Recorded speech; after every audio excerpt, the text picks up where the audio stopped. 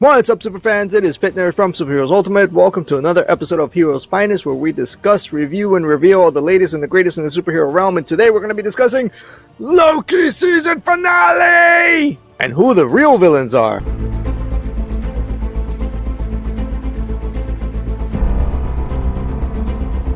If you are here for the first time, don't forget to smash the subscribe button, give us a like, turn on notifications. Now, of course, we're going to be talking about the season finale. And in order to talk about Loki, the season finale, and who the real villains really are, there are going to be spoilers ahead.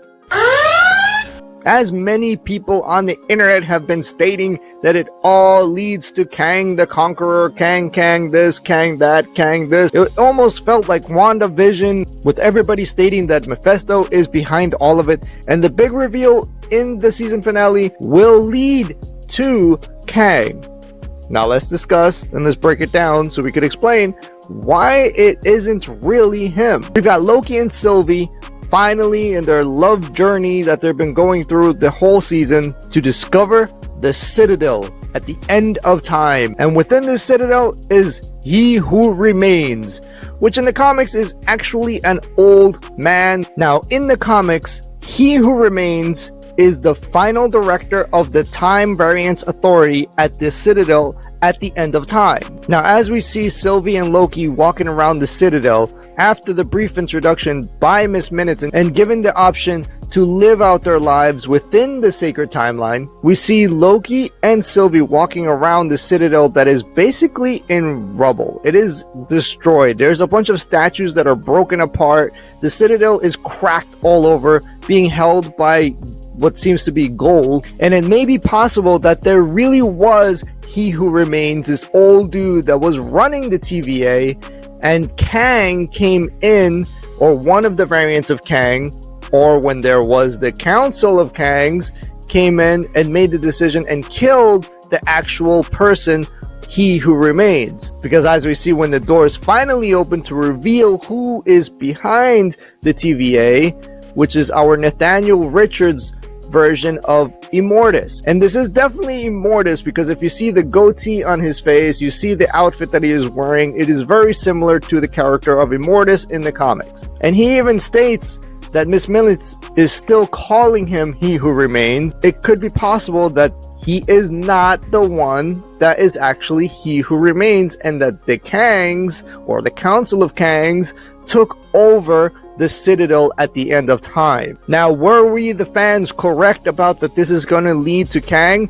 Yes and no. It led to a version of Kang. It led to Nathaniel Richards right here, which is considered the first variant. But as we know that the show is completely twisted so many ways, there's so many lies within lies in this show, that it is possible that this Nathaniel Richards was plotting this the entire time. As he stated, he paved the path for both of these Lokis to end up exactly where they are. I already know what's going to happen. Now, I don't believe that this Kang, or even that the Kangs that are coming to the MCU, are the real villains that are going to pose a threat. When we head back over to the TVA and we see the interaction between Miss Minutes and Renslayer, and the documents that were uploaded to her tempad, that these are not the files that she requested, but the files that He Who Remains thought would be beneficial to her. Now, I don't think the person that Miss Minutes was actually talking about was Kang, and I believe that the files were given to her, or ordered to be given to her, by the actual He Who Remains, which is the old dude that actually had Miss Minutes. Now, with all that being said, it could be that we're gonna get Renslayer going out in search of actual free will. In search of free will. And gonna go find a younger version of Nathaniel Richards in time, which will lead us to having Renslayer become the character of Terminex. Within the comics, Kang was in love with Renslayer's fire and her spirit, but he shut him down and didn't accept what Kang was offering. And it could be possible, like in the comics, we get the Avengers joining forces with Renslayer to go up against Kang. Now, all this can actually be seeding also what we've all been hearing about, which is leading up to the Secret Wars, which is a battle when a lot of different characters from around the multiverse or different versions of the Avengers come together to battle in this multiversal war. And this multiversal war could be the Secret War. Now, when Sylvie murdered Immortus, not only did she release the entire multiverse in the MCU, not only did she release the heroes of the MCU, but she released all of the villains in the MCU, which now we have the complete opening of people like Doctor Doom, we have Apocalypse, we have Galactus, we have Venom and Carnage. And as I said, both heroes and villains, it can also lead to the heroes that have already died in the MCU the ability to return in future movies, such as Black Widow and Iron Man. And I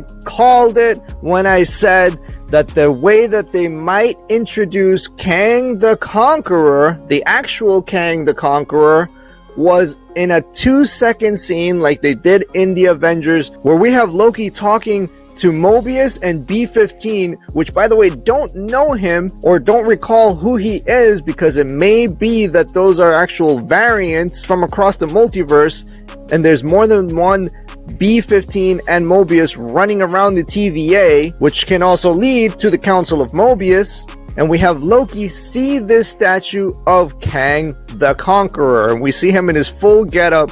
And as I stated before, the difference between Immortus and Kang the Conqueror is, if you look at the statue, there is no facial hair here at all. There's no goatee. And we look at the person that Loki and Sylvie encountered, he has a goatee. So there are many different little tiny seeds that are planted here, but not fully blown Kang the Conqueror. And even the statue was just pointing out that Kang the Conqueror already, as soon as the multiverse broke out and became the multiverse itself, that all the Council of Kangs and everything has already happened. As we know, he goes back and forth in time. So whatever amount of minutes happened here, from Loki getting just kicked back through that door, But I'm not you.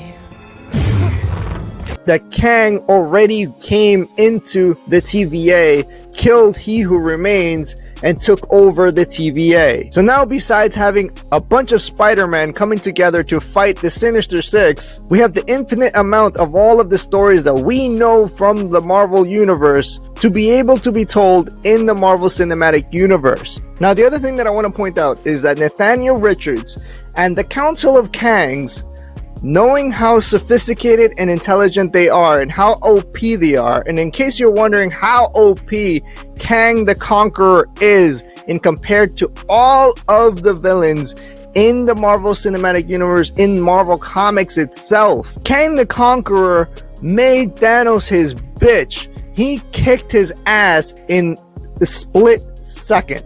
In the comics, he literally just went, grabbed Thanos by the throat and aged him in 2 seconds and killed Thanos. In the comics, he also killed Galactus and stole his ability to not only siphon worlds, but he upgraded that ability and managed to make it in a way that he can actually siphon and eat realities themselves. Is Nathaniel Richards and the variants of Kang, or Kang the Conqueror, the most dangerous villain ever to come across the Marvel Cinematic Universe? The answer is yes. And no one stands a chance against Kang the Conqueror because he already won. Let me explain. Kang the Conqueror already won because he already knows what is going to happen. I already know what's going to happen. As he stated in this episode, he's already seen every single scenario possible. And even though he said he wasn't aware up to the threshold, We just crossed the threshold. that 10, 9, 8 seconds ago, he didn't know what was going to happen. He still had the probabilities of what was going to happen, which is if Loki and Sylvie did take over the TVA, he would continue ruling. Take over and my life's work continues, or you plunge your blade in my chest. If Sylvie did kill him, which we saw at the end of the episode, it still leads a loop to go back around, and which is the coolest part, the loop that we're going into right now is the multiversal war, seeing all of the different types of villains come across all the mutants, opening up all the Spider-Verse, seeing all of the X-Men, seeing all of the Fantastic Four and their villains, seeing Doctor Doom, and then it'll end up right exactly to this exact moment, which means there's always going to be one Nathaniel Richards Kang, or the final winner of Immortus. So yeah, Kang already won! Even though we're about to go into the multiversal war, which could be basically the next 10 to 20 years worth of MCU movies, Kang will eventually be victorious. The final things that he said to Sylvie is, See you soon. if he got killed at the end, he still wins. So guess what? No matter what, Kang the Conqueror will always win. And we're back on the loop. Now, will it be possible that our heroes will figure this out and break that circular loop that we keep on seeing all over the place in the background, which is the circle that goes thinner and goes back out, thinner and back out? Because we're in a never-ending loop of Kang always being victorious, and there's always one Kang that will be the last one standing. We shall find out in the next 10 to 20 years worth of MCU movies. Time travel! Either way, I'm super stoked that we're finally confirmed that the multiverse is a real thing. No matter what, we're gonna see all different types of characters come into live action. And to top it off, we're gonna see more Loki in season 2. There you go, superfans. I don't know about you, but this was a lot to unpack, and there's still more to unpack. As always, superfans, if you enjoyed what you saw here today, don't forget to smash the subscribe button, give us a like, turn on the notifications, and if you want to show some support for our channel and get some official merch, as well as collectibles and other apparel, I placed all the links in the description below. Until next, superfans, this is FitNerd, over and out!